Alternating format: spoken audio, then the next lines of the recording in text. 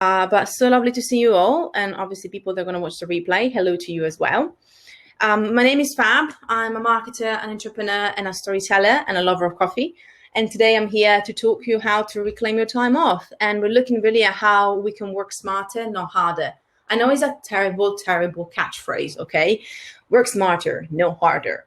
However, there is so much goodness in that if we can really apply that, I believe. So that's kind of where the excitement comes in. And this talk is also introducing my upcoming book with a holding cover, by the way, called Reclaim Your Time Off. That's coming out in May.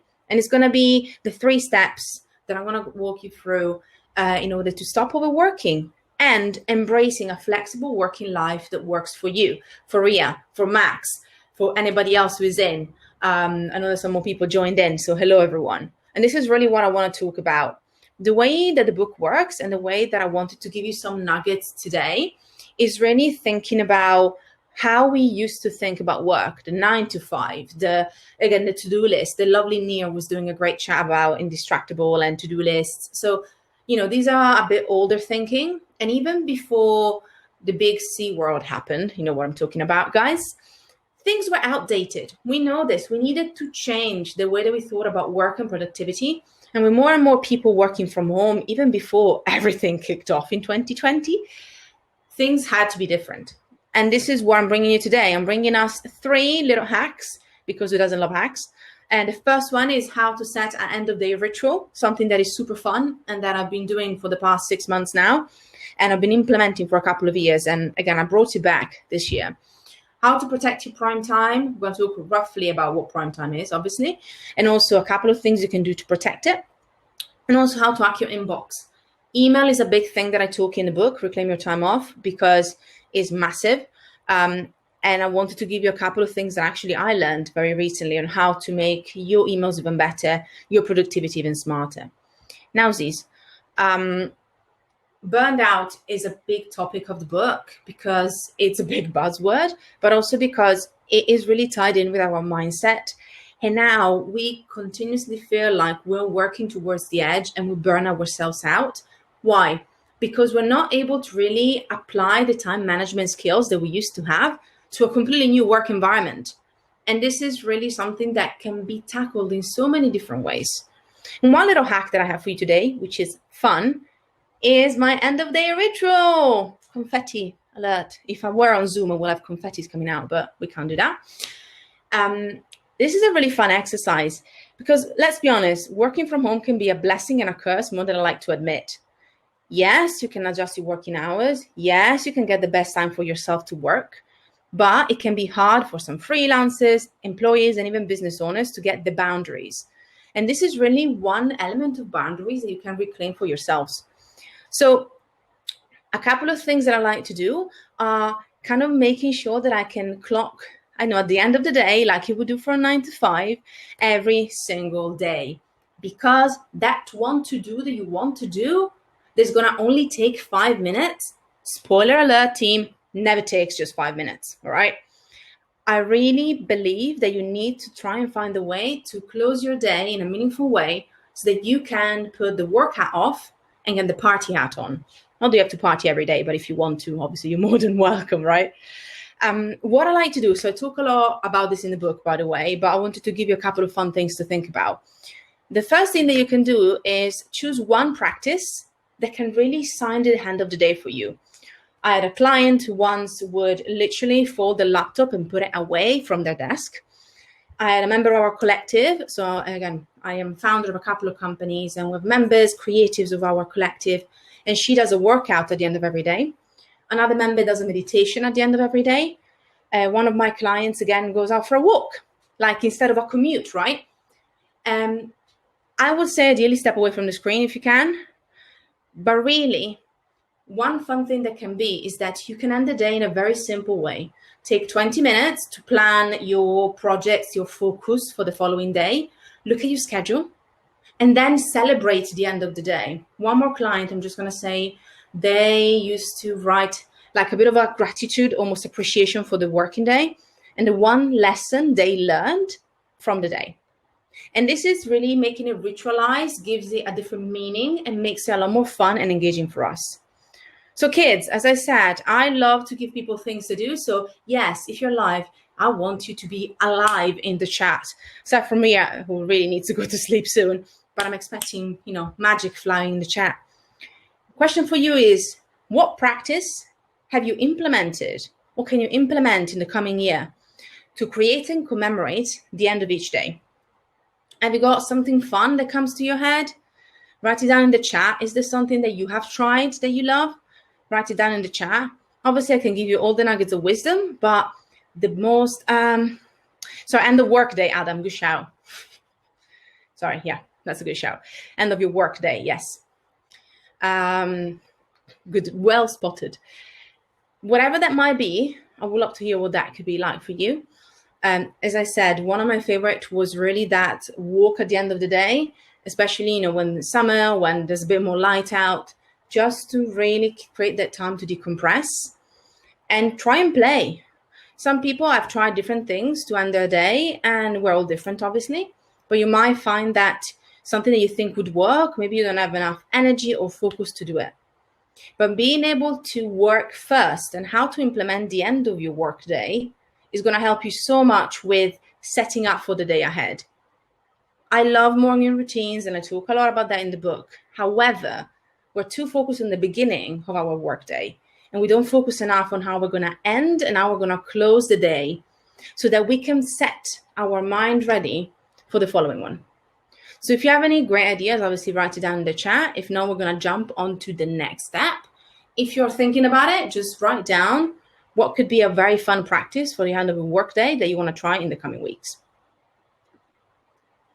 Now, next thing, obviously, one thing that has been really interesting is that, before we get into that, Adam, yes, nice. So Adam wrote, sometimes I just lay down and set a timer for 10 minutes. Love that. That's simple, but that's great. And it's very similar to what a few people have talked about, workouts and meditation. So that's a good shout, Adam. It's just that, just almost decompressing is such a big thing. Hi, Jessica. Jessica wrote, play and walk with the dog. Yes. You know what? It's so funny. Dog owners really appreciate that morning walk and those evening walks. And I have a couple of, other clients and people that I work with, they really use them to set their day right and do some mindfulness in the morning and then close the day with a little walk with their dog and really look at the surroundings and almost kind of center. I love that, Jessica. That's a great one as well. Thank you, guys. There might be more that come up, and obviously you can always write them down as they come along. The reason why I gave you a bit more sexy data, I love data, by the way, guys. If you know me, you will know that as well. 85% of over 15,000 global businesses, that's something we're talking about, confirm that actually location flexibility led to an increase of productivity. What you don't know from here, this is from the UK, it's really interesting. It also showed that one of the biggest key things was the flexibility in choosing when to focus on the most important tasks of the day. You might have heard about prime time before. There are so many words for it. What I mean by it is really the time that you feel most productive, and see how you can make sure that that time of the day is the one that you can prioritize any projects that you have. Once again, I'm redirecting you to Niriel's chat. If you want to watch it afterwards, it talks about time blocking. So for example, if you are using time blocking, which I mentioned there as well, that could be a great way to almost prioritize, whether it's the morning. Obviously, most people have prime times in the morning. Some people, especially writers, actually have a midday or even in the evening.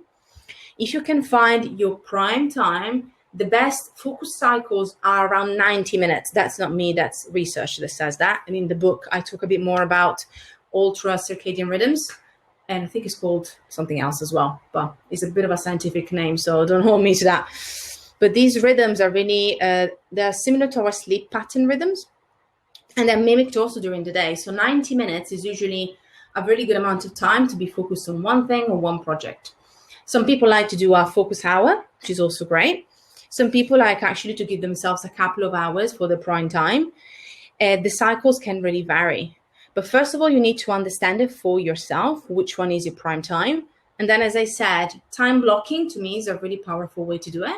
Time blocking can be a great way to go to your calendar and maybe, let's say you're a morning early bird like myself, every morning you have that first hour in the day, you block that time, because Google Meeting requests, Zoom links, that time is blocked. And that's the magic of it.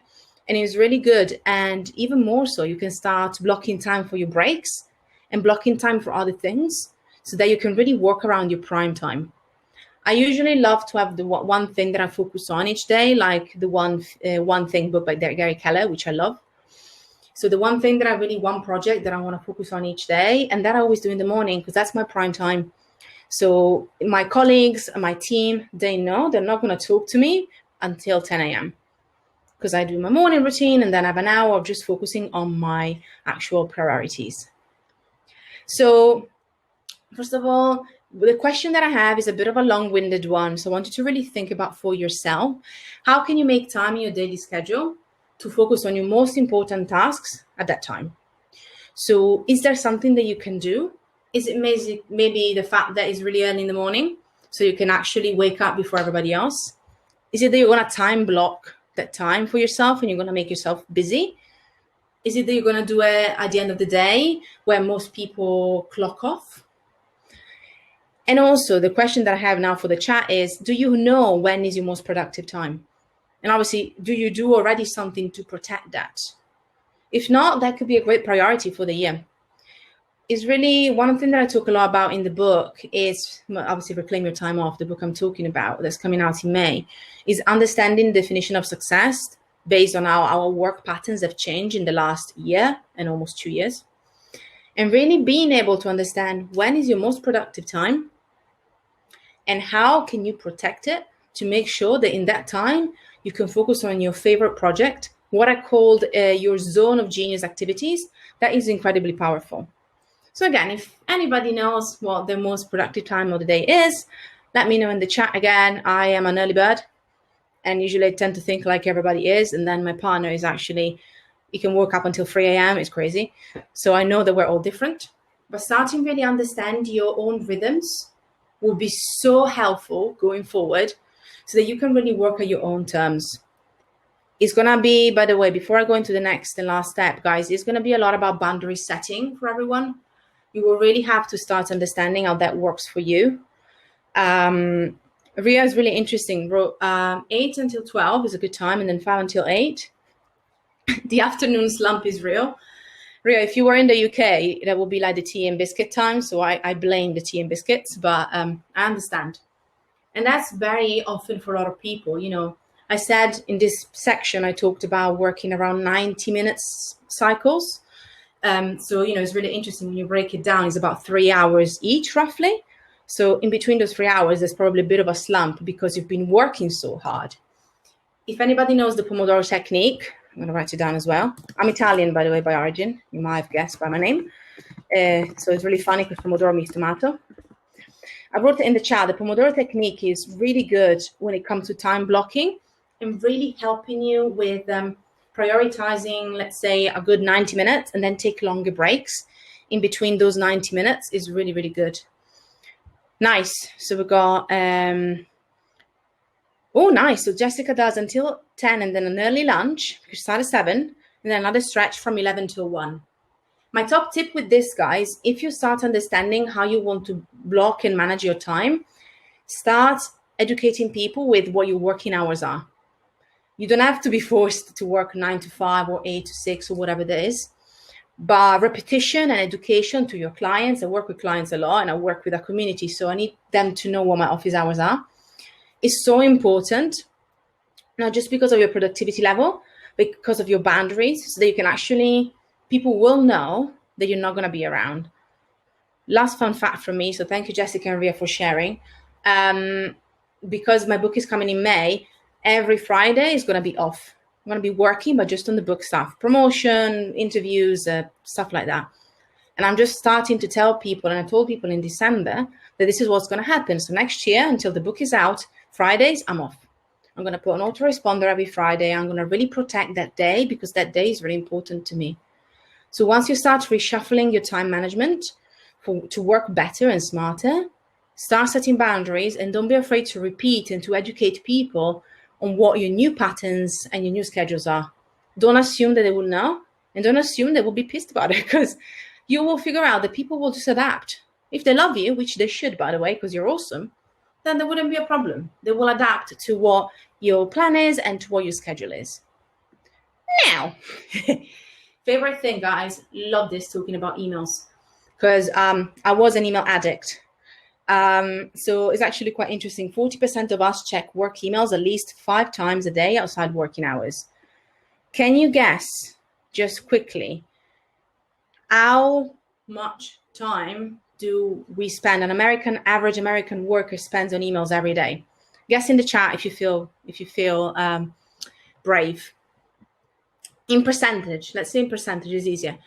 Instead of hours, out of like your working day, out of 100%, how much time do you think people spend roughly? That was, hello, Doreen, 22%. Love it. Very specific. Regina's like 70, all right? 70, that's it, kids. No more, no less. At least 40. Jessica is the closest, just because Regina went a bit cray, but I love Regina, is about 45%. So, 45% of our time is spent on our email inbox. That is crazy. There are so many things that you can do. And in the book, I talk a lot about it. Thank you for playing, guys. One of my favorite things is a way to hack your inbox. And no credit to me, guys. It's literally my VA. She's a goddess. So I talk a lot about the 3-step solution. So there's actually a solution, a framework that I walk you through in the book. But this is a little tip.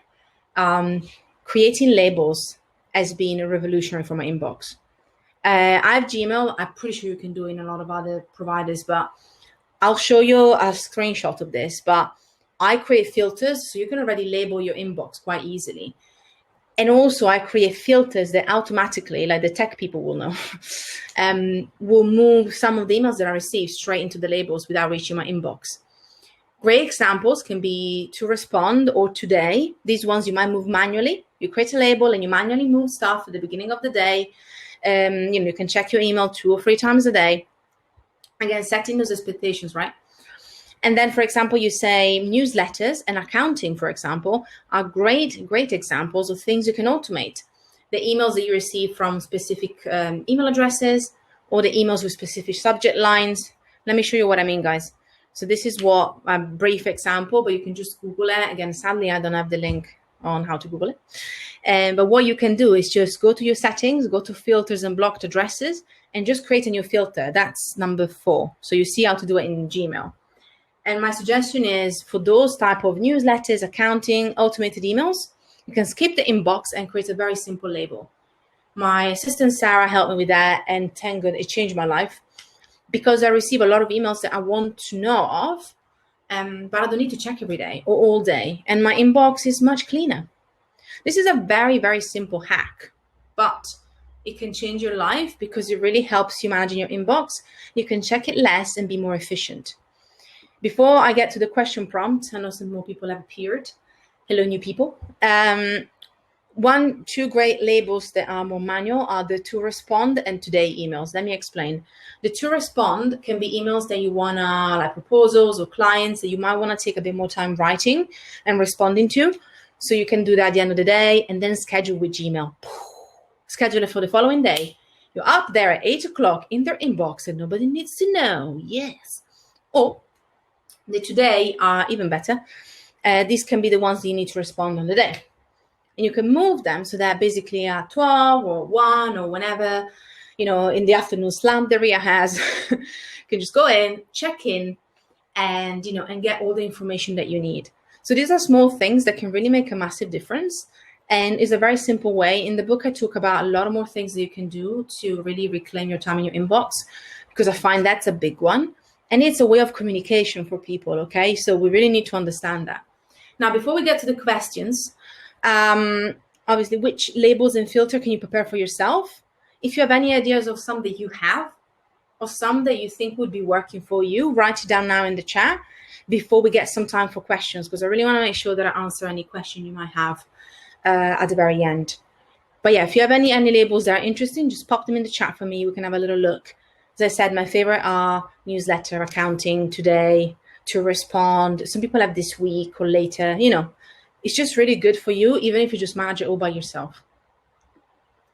And it could be also like a longer term exercise. So we talked about these things first. So we talked about setting up an end of day ritual, how you can do it and why it can be effective and why rituals are so powerful, how to protect your prime time, and also how to figure out when it is and how it works within your cycles. And also a little hack on how to hack your inbox. Before we get to the question, guys, super quick, if you get to the link, I'm going to put the link to the book now as well. If you get the book to the link and you pre-order it, and then you just send a little email to my lovely Sarah, which we mentioned for being so awesome. I prepared a selection of little goodies and replays and some great chats that I had about hosting better meetings, self-care during working from home. You can actually get that, and you just send her an email, sarah@creativeinput.group, with a proof of receipt of your pre-order of the book, which you can find in the chat, and you can get the full toolkit. And that toolkit is exclusive to you guys, and is also going to be added more stuff to it as we get closer to the book release. So you will have access to it whenever you want. Just saying that. But before that, and also, by the way, you can find me then on social and ask me any more questions. But is there any question right now that you want to ask before we drop out? Obviously, you can find me on any social possible. If you have any questions and if you want to share any takeaways, I always reshare stuff from people. Just putting in the chat also my link so you can find where I am and my website. But if you have any questions, obviously, about taking time, working better, time management, we've got about 5 minutes, and I'm all ears and pandas. Let me see if I can unshare my screen now, though, because I think, there you go. We've seen enough of that. It's one of those things. Usually I have like some background music when it comes to the question time, so that is not just me awkwardly talking to myself. But it's all right for today. Thank you, Regina. It's exciting with the book.